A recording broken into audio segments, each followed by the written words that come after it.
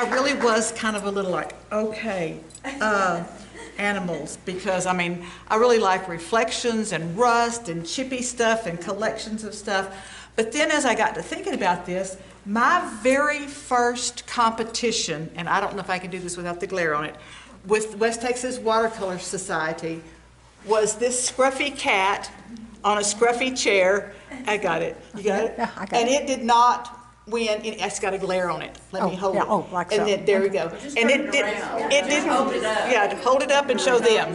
Oh, Turn it around. It did not win anything, and I was okay because I was so new at like competition and stuff like that. So anyway, so that was 2013, and I have advanced a little bit. This is Chaco. He's not mine. I did this as a commission I did for a friend of mine. This is acrylic, and I was like, I don't know whether to do acrylic or watercolor. I'll just go ahead and do watercolor. I'm not going to pat. You could take him around, but I'll just use him here in a second as an example. And then I just finished this one For the red show? Yeah, well, for this demo and for the red show, but this is guitar case Kitty.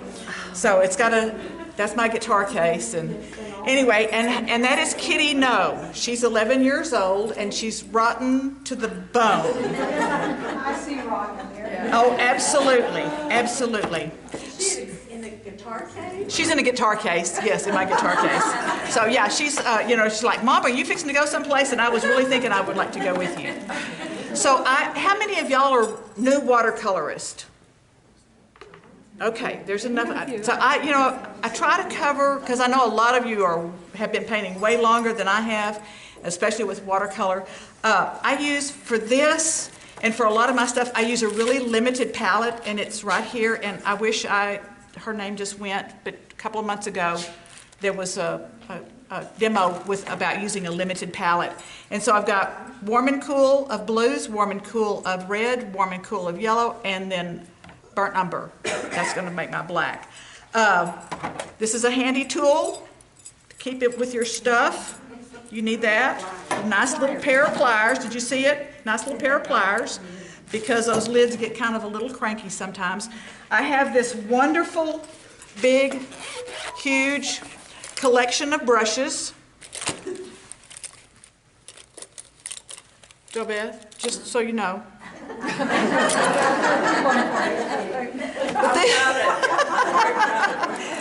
But this is what I'm going to use. I'm just this little handful of brushes. Oh, and there's my favorite two hairbrush. I can't even see them. So, all right. So what I did for this, and this one, now, sometimes there's just those that are like, oh, you just got to leave the white of the paper, avoid it. I'm all about the PBO drawing gum, all right? So, especially with these little whiskers and stuff, and I've got two little tools that I like to use. Now, you can use Frisket or masking fluid, but whenever I do my poured watercolors, I really like using the drawing gum because you can sort of kind of see the layers underneath. And I've got two little things that I use for applying the drawing gum. Let me see if I hold this up a little bit. It's just a regular, like an old-fashioned pen, a calligraphy pen. Pull the little thing out so you can change it out. Or, I pulled it out. Can I get it back in? There we go. Or, this brush, it has, I'm just so far away. It has like a little chisel edge. It also, this little edge will also apply a really fine line of the drawing gum. You can use a brush if you've got wider areas, but you want to condition the bristles, which this one feels like it was not conditioned, with soap, just hand soap, and then you can wash it out, wash the drawing gum out. So I'm going to show you on this little, I've got an eyeball that's drawn here, and I saved this to do the drawing gum. This one already has all of the applications, and the little nose has that on there also. So to use what I want to do is save the white of my paper, and I'm on 300-pound arches, which is not what I normally paint on, because normally I paint on 140 arches. And you just choose the paper of your choice, but get a good one, okay? And I realize that it's Some mindset is it's just paper, but some of it's very valuable paper by the time we get our little finishing stuff done to it. All right, that's all of that. And I don't normally do this, but because this is very fresh, I'm going to go ahead and put this back in here. But normally, if I've had this out for a couple of minutes, I'm not going to return it to my jar. And then I'm going to let this dry in here, and then I can just pull it out. It'll just roll off like dried up gum or something. All right, and so I've got that's drying. So, and since I'm going to do this in steps, I'm going to go ahead and get the first coat on this little face, and I hope that y'all can see that. I've got 2 things of water, again for some of our newer watercolor people. One for clean water, one for dirty water, and right now they're both clean. And I'm going to apply the water, clear water, over the whole cat, not her eyes. Oh look, there's a piece of cat hair. Imagine that, real and true. It's like eternal. It's on everything, and sometimes I have to, if I get into the studio, she loves to be in the studio, sometimes I'll have to just like lock the door and put her in the bedroom, and so she doesn't get up right in the middle of what I'm working on, because she loves to be wherever it is that I am and in the middle of everything. All right, so what I'm going to have to do is kind of tip this sideways. This paper is a little bit rougher than the 140, but I want to make sure that I don't have a dry spot, because the watercolor, and I feel so funny because some of y'all that have been doing this forever, you know all this stuff, but the watercolor is only going to go to the edge of the water. And so sometimes if you have a dry spot, you're going to get a little dry line. And so for this first layer, I don't want any dry lines. And I'm going to go a little beyond where I've got her fur sketched off. In just a second, I will show you about the sketching and the transfers and stuff. But I want to go ahead and get this on. Make sure I don't have it. She's got a dry spot right there. And I probably just put my head. I do that whenever I do my YouTube videos. I look up and I've got my head in the way of the camera. All right. So that can kind of settle. So the wetting it is going to give me, there's 2 things. It's going to prime the paper, and it's going to give me just a little bit of time. So I'm going to take, in this little spot right here, I'm going to take this ultramarine blue.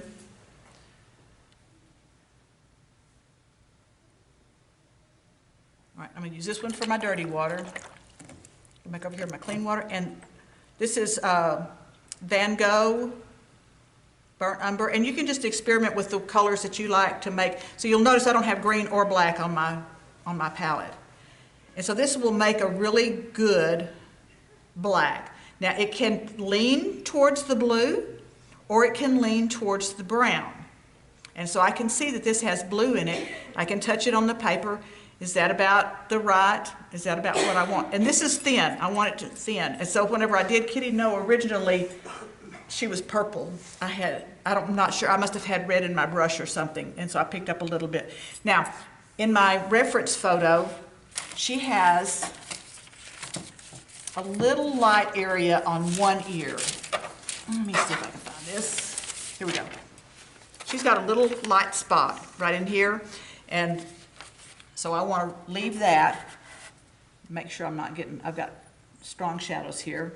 I'm just going to have to. I just got to jump in. All right.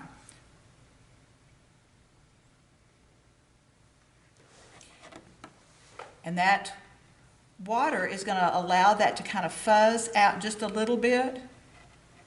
And that's a little bit too strong, so let me thin this down just a little bit. Because remember, she was talking about in my intro with the watercolor, it was so different learning how to do this, going from light to dark rather than dark to light. And so Chaco, this little pit bull over here, he was worked dark to light. Pick up a little bit more water. Thin that down just a little bit.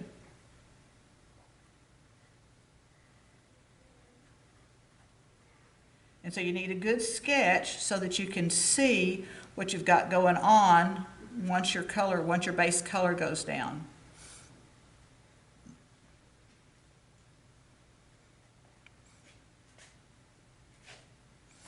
So that's kind of moving a little bit, but it's not too bad.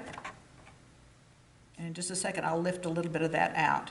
And you could do like alla prima, where it's like almost like straight out of the tube, so you're going to get all that color.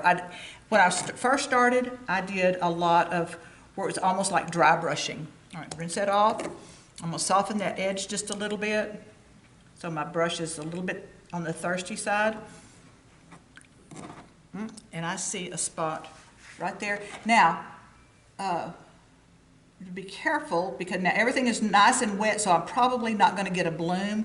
But if this had started drying some and I came back and I introduced more water into that, I could get a bloom. So as long as you are adding more pigment than water on this, then you would avoid that bloom. Let me see, I had another piece of paper. There it is. And I'm going to lift out just a little bit, dry paper towel, just a little bit of that. And I'll probably come back and put a little bit more in. All right, so while that's drying,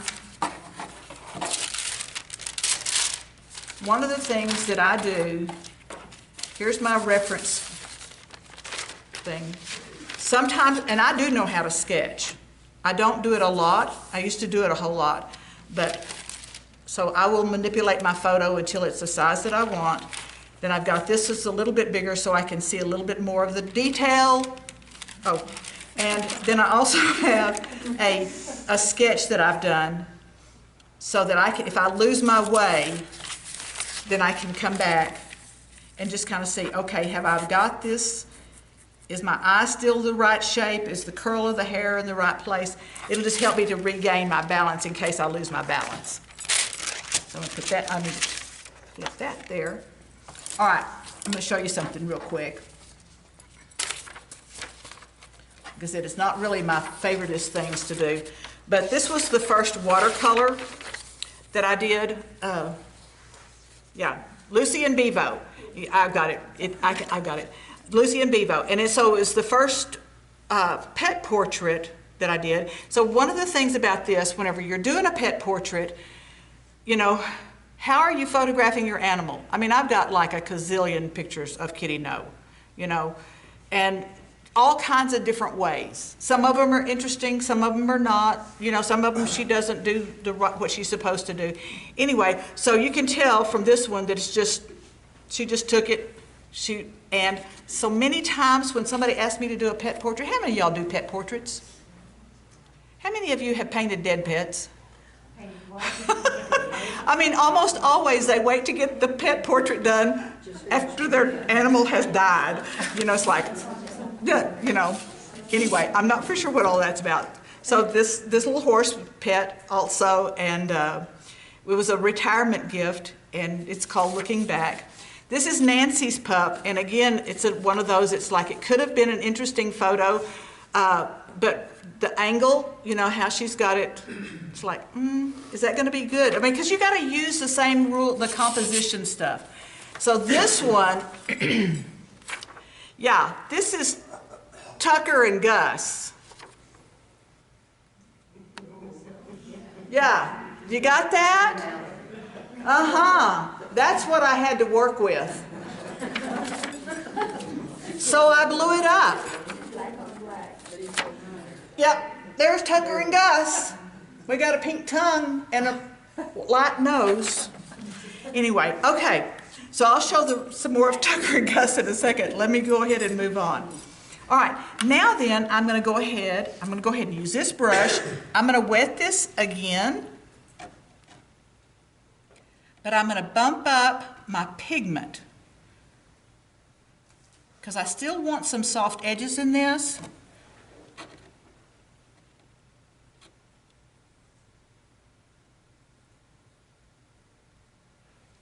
Oh, and I won a first place yesterday with my grandma's buttons. Yeah, yay. Put it on the website. All right. On the newsletter. We had our little West Texas Art Guild show over in Colorado City, and go ahead and put that there. Let me see. That's dry there. I don't know if y'all can see the reflection on there to see the shine of the water on the paper or not.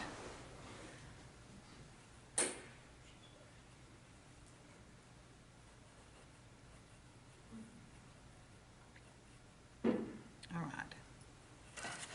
So as I look at, and actually, I'm going to use this one, this black and white, to go, so I'm just, you know, working with the values and stuff. And I'm going to, this is a dagger brush, and I'm not going to go to my tiniest one yet, but I'm going to add a little bit more pigment to this. You're going to have to get your magnifying glass. Give me a little bit more pigment of this burnt umber. All right. Maybe a little bit more of that. And a little bit more. There you go. So, all right, that's going to be good. I think that's going to be good. All right, so her little, and I keep saying so, I don't mean to say that so much, but she's almost has like raccoon-looking little eyes, but she doesn't really. That's just the light on there. But I'm going to start with this big drop in the middle of the paper. And this is made with ultramarine blue, and ultramarine blue will lift back almost to the white of the paper, so I could probably actually lift that. I'm not going to. I'm going to go ahead and put this darker value on this outer edge of the ear and let that kind of flow in. And then she has this little dark area that's right there. And I'm going to put just a little bit of dark right in that. Now I'm going to come around her eyes.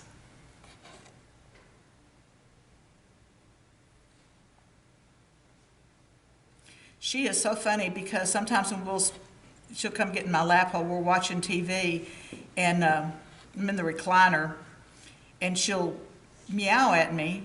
She's long, she's 15 pounds, and she's solid. She's not fat, but she's really solid, and she's very long, and so she'll kind of yowl at me, and what she wants me to do is put the recliner up so that she can stretch all the way out her length. She'll look up at me and like, what are you doing? You know, you need to put your feet up a little bit.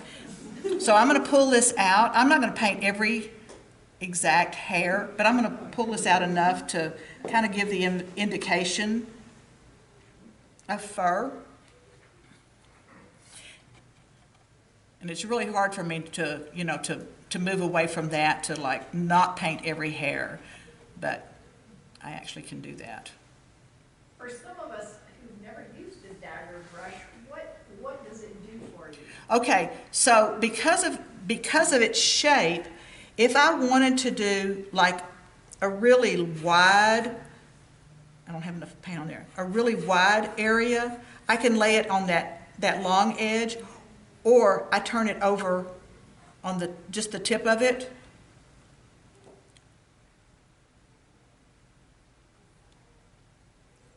So it gives you some flexibility. It does. Without changing your brush. Right. And so whenever I was, it was probably one of the first brushes that I started off with. And I worked at the prison, and so I would go out and sit in my car on breaks. And I didn't have a whole bunch of brushes. I was just starting to learn to do watercolor. And so this was the brush that I started off with. And not this particular brush, but this style brush. And this is a cheap brush. This is I think this one's a Master's Touch, so that's Hobby Lobby. So it's not an expensive brush. But I could like pull out the little wispy hairs on the end of her ear with just that little touch. And she is not the same on both sides with the light and the dark. She's got a little dark beside her nose there, and a little dark right there. Just a touch over here. I'm going to soften that out just a little bit. Because she's not a gray kitty, she's a black kitty. And this is plenty dry underneath, so it's not going to bloom on me. And if if I start getting a dry edge over here, I don't want to get a real dry edge there. She's got a little dark patch that comes out here.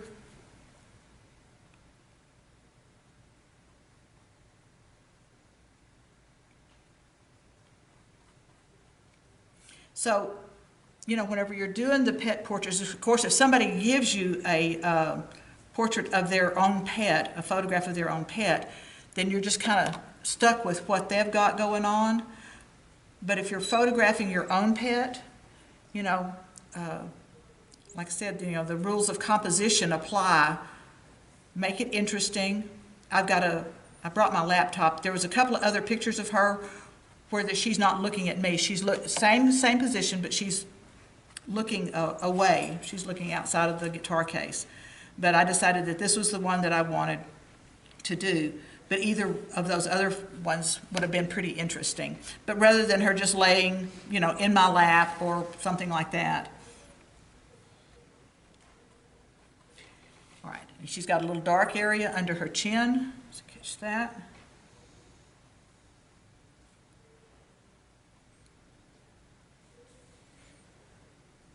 And she has a little cheeky area, right? Let me put that.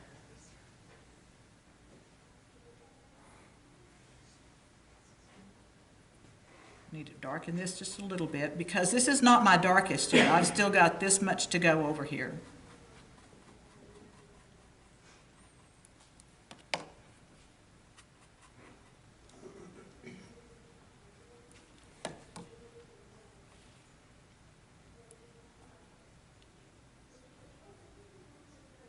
And you can actually use black.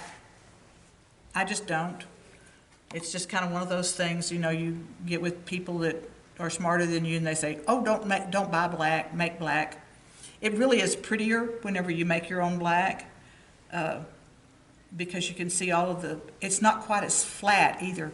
Now the other exception right here, I can see that this has more blue in it. I'm not going to mess with that right now. If I was going to use this as a finished, I might go back and change that a little bit. A little bit more dark in there. Even that out. Any questions? Let me see. Let's put a little bit right in here. All right. We'll let that sit for a second. All right, so let's go back to Tucker and Gus. Working light to dark. So this is or dark to light. This is how they started out. Made sure I had my darkest values in there. And then I worked forward with grays and blues. And he finally sent me a photograph. It wasn't the same positioning, but he sent me a photograph that I was able to work from to get a little bit more detail. This over here. And so this ended up being closer to what, and he was happy with it. I mean, you know, they obviously both had different shaped heads and were different ages, and we were able to come up with pretty close to the character that he liked it. And the other thing is on your backgrounds, you know, what's going on. And he wanted the foliage because these dogs, you know, were outside a lot. So let's do the outer stuff. Then of course Chaco started off, again, the same thing, dark to light. And with Chaco, he had a very distinctive curly coat. So we definitely, but I did not paint every hair in this curly coat. I painted wisp just with the tips of my brush, just little wisp on his whiskers. And the light in his eyes is a little on the harsh side, but that's how it was in her photograph, and that's what she wanted. All right. That's beautiful. Question. Is that acrylic? Yes, Chaco? Yes, Chaco is acrylic. And a lot of that depends on what the customer wants. Are they wanting acrylic or oil, or watercolor? And y'all know, you know, perceived value, watercolor on paper, you know, kind of is like the stepsister or something. You know, if it's not oil on canvas, is it really art? I won't go off into there, but yeah. All right, so I'm going to add more pigment to this, And I've got a spot, let me show you this. I've got a little spot over here where I've got the blue. This is fresh squeezed. And that's another thing. I love all the different, like, I won't call it opinions, I'm not really for sure, techniques, that's what I'm gonna call it. Of like, some only use fresh squeezed paint, some like it dried out in the palette, you know, and then, you know, revive it again. Whatever it is, you find your voice, you find your technique. As I'm mixing in here, I'm not pulling everything all in there at one time. I could pull some more blue into that, or I can reach over here and get some more of this umber to get that shift. And I'm also getting more pigment. So while I'm doing this, for some of the new ones, whenever you're painting with watercolor, so what is it? Is it tea?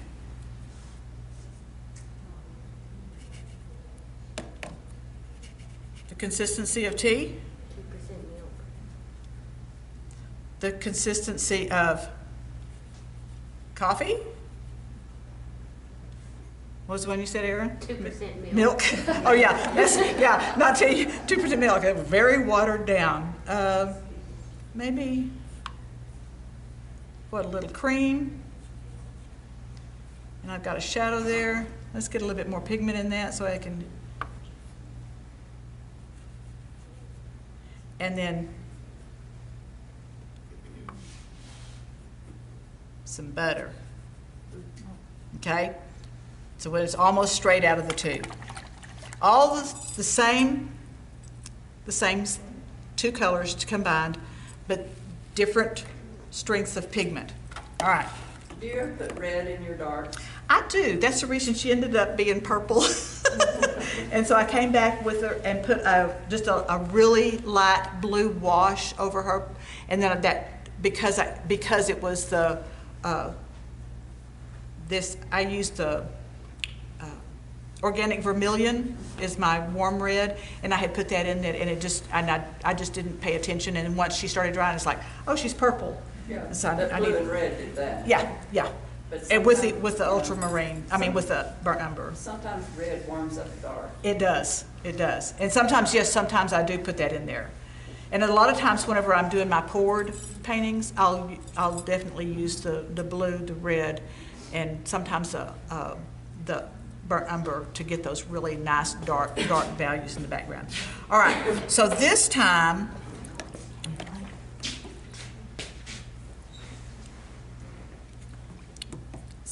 we'll get her just a little bit darker. And I gotta watch my time because I don't want my time to get away.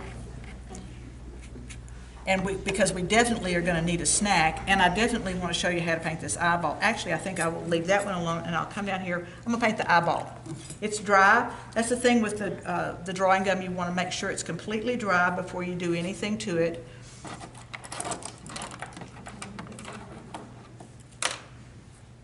Thought I was gonna get the little bitty brush. How long do you usually let the drawing gum dry? Well, it depends on how thick it is. Because if some of my poured things, if I've got like a really heavy area, it might take like an hour to dry, because I want to make sure it's good dry. Like these little tiny areas like this, maybe 15 minutes, 20 minutes, something like that. But I can see that there's not any wet area left in this. I'm gonna go ahead and her eye, I've got this going on as yellow, but her eye is not that yellow. So let me pick up a little tiny bit of that, my dark mixture, and so that gives me a little bit of a green shift.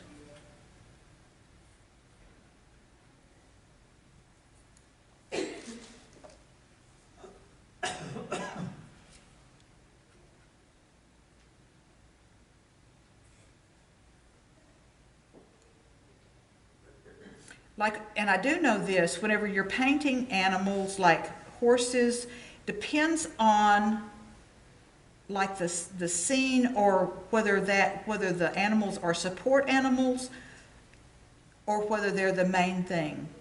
But the muscular structure makes all the difference in the world in getting a good animal painting. If the animal is the focal point, like the horse,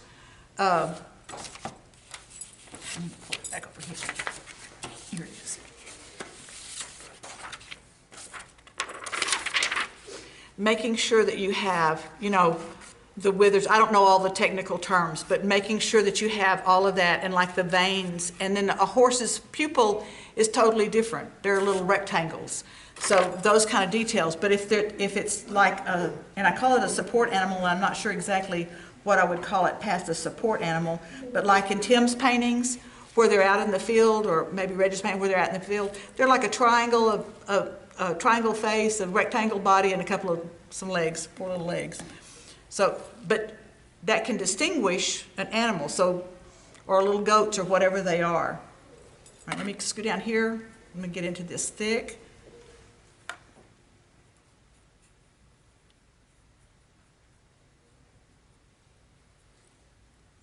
All right, and looking at this, I'm going to go ahead and come to this one. This is also a little cheater thing. So when you're dealing with values, so even with this consistency, this is just consistency of the paint, but there's also value in this. So black being like 1, the lowest value, because there's no light in it, and this would be at 10. So if you're looking on, and this is so key, like in portraits or whatever you're doing, and you can take, I don't even remember who I heard tell me this, but take a little card and just punch a hole in it, and then hover that over where your value, what you're looking at, like how light is that, or how dark is that area. And this will really help you to, because a lot of times we're afraid of the dark. You know, we're afraid, oh, we're getting that too dark. So have black on, huh? Somebody say something? No? Okay.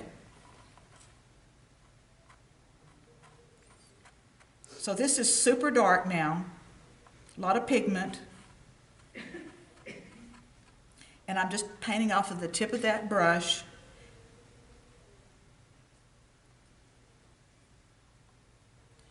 And then this little area here is soft, so I'm going to go ahead and soften that edge. So I just wet my brush a little bit.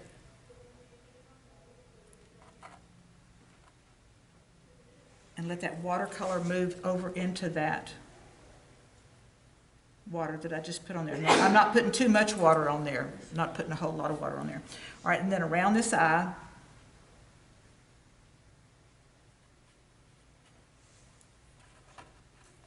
and then just pulling up with the tip of my brush some little lines to indicate that fur. And I don't have a clue about our time, so somebody's going to have to tell me if I'm too long, too short. It's 3:30 right now. Okay.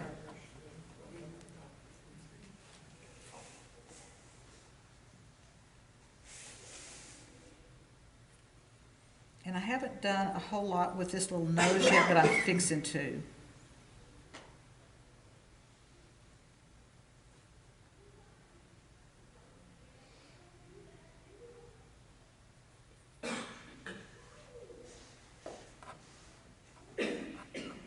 So I almost got scammed the other day. I am always so careful about that. And I opened up an email, and it showed that I had a Norton LifeLock, I thought this was so funny, a LifeLock protection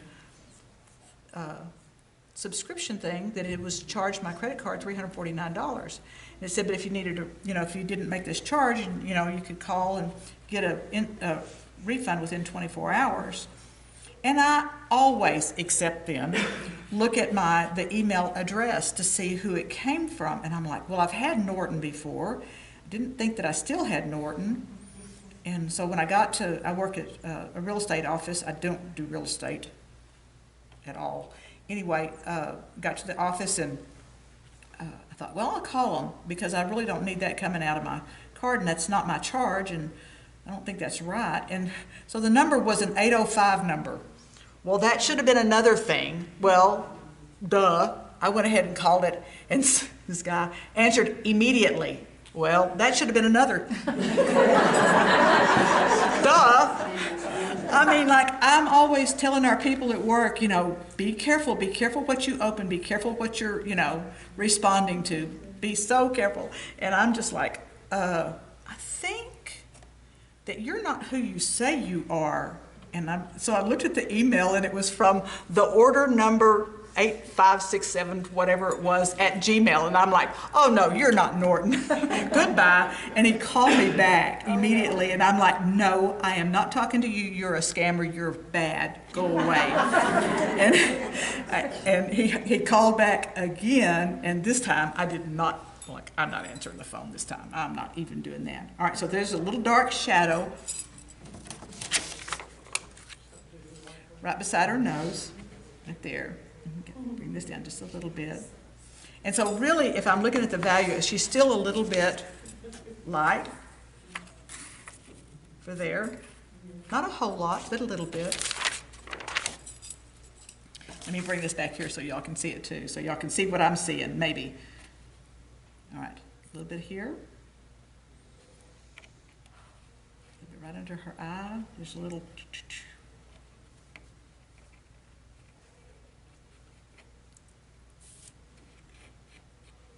And so just, it's always easy to add more. Sometimes getting too much on to start off with is pretty hard to go back and correct that. Get this little bit right here beside her nose.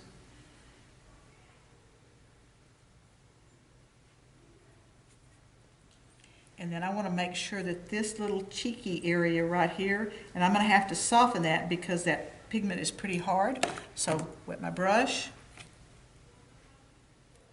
And I touched it off. Did I touch it off on a paper towel? I think I did. And soften that little edge there. And then, right under here, it's dark, right underneath her little lip.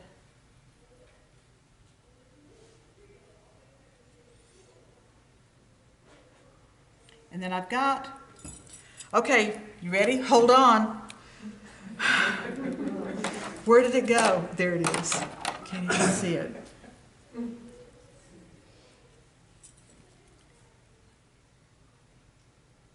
Right there. We've got to have a little bit of dark right in there. And I've reserved that little blue part there as part that I've reserved, and I'll probably come back and touch that up just a little bit, and it's really dark right in there. And then I'm going to clean up this edge just a tiny bit. And the other thing I need to do is this little part of her eye is actually a little bit darker than what I have it there. So touch that.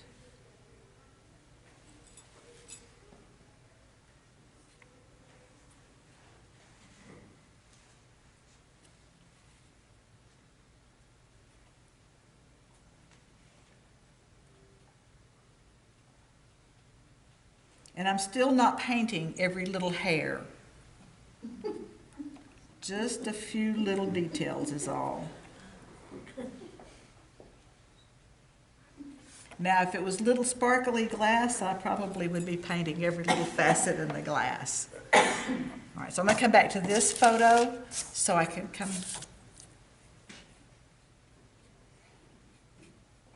Oh, I know the other thing I was going to show y'all too.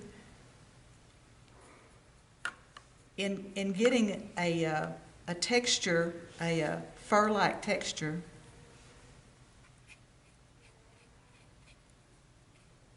and I may have to come over to the plain paper to do that.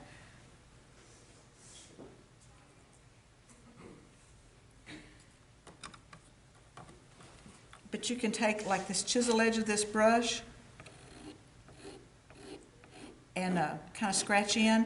Now, what this is going to do, and I don't know if you can see it really well yet, but the moisture of the paint, the wetness of the paint, is going to go into that, the little indentation that I just made. And so that's one way that you could get a little bit of a indication of fur without, again, without doing every little hair.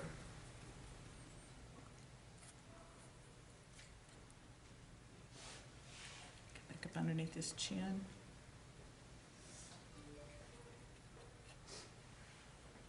because she needs to read like a black cat, not like a Siamese.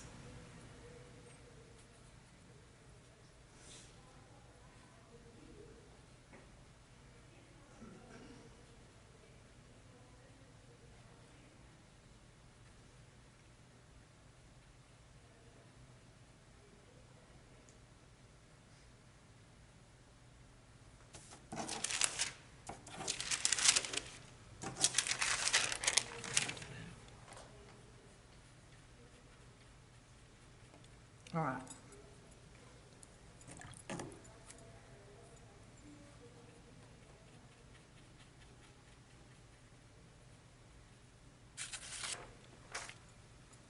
So the other thing is sometimes before you start, you know, like I've got this little nose study over here, and I haven't wet the whole thing. Just taking the color that's on the brush and a little bit of here. And you can do, like whenever I'm on my computer, I could pull up the pictures, except that Gus and Tucker, you know, to get some more detail. And it's not so much like, okay, what am I missing? You know, what are the highlights that I'm not seeing or the shadows that I'm not seeing? And so that can be really handy to go ahead and just bring that picture up larger so that you can tell what you've got going on, even if you're going to paint it smaller.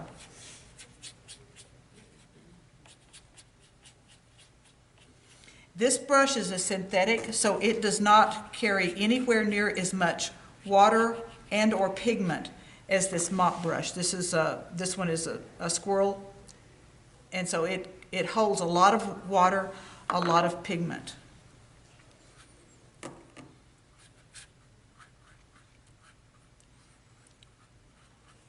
And I know that that's going to be darker up here, so I'll go ahead and put a little bit of that there. There. And I'll just let that just kind of move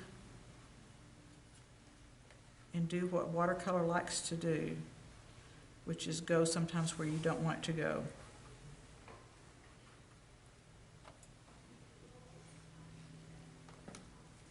So got that, a little bit of stuff there. Let me go ahead and put a little bit of yellow in those eyes. No, I'm going to do the black first. Her pupils. And then we will have a snack. I'm going to get the pupils and we'll have a snack, and then we'll come back and finish this.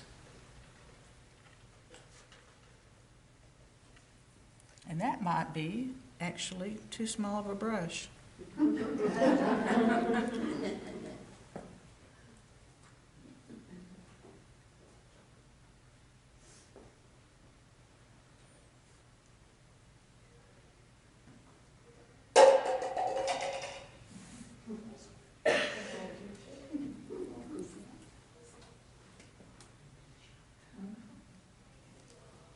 And so if I get this, you know, strong enough to start off with more pigment, then I'm not going to have to come back in and put a second coat on that. Get it dark enough to do. And I want to put a couple of little wisps on the ends of her ears. And then we'll eat. We'll do an eye, and I'll show you how about pulling off the drawing gun. All right, we're stopping. Time to eat.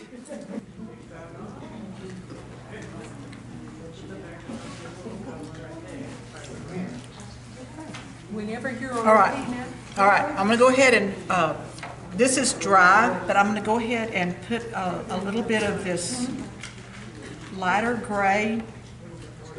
Yeah, I'm waiting for this part to dry, and then I'm going to show you up close what I'm working on.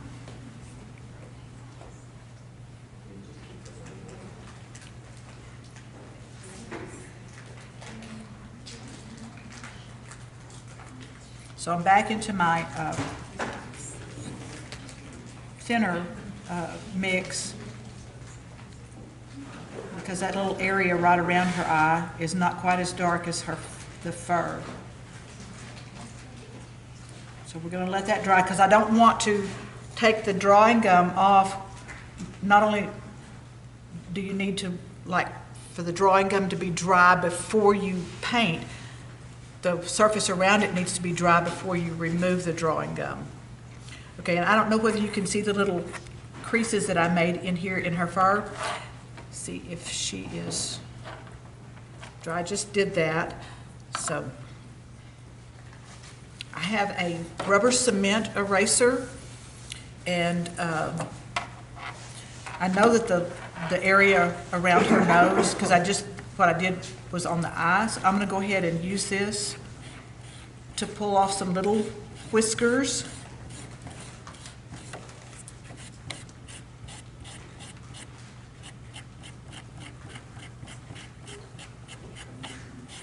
Doing that on the paint, you're using an eraser on the paint. Is that what you're doing? So this is a rubber cement eraser. So the drawing gum is kind of like rubber cement, the way that it handles. Do what? The battery's gone.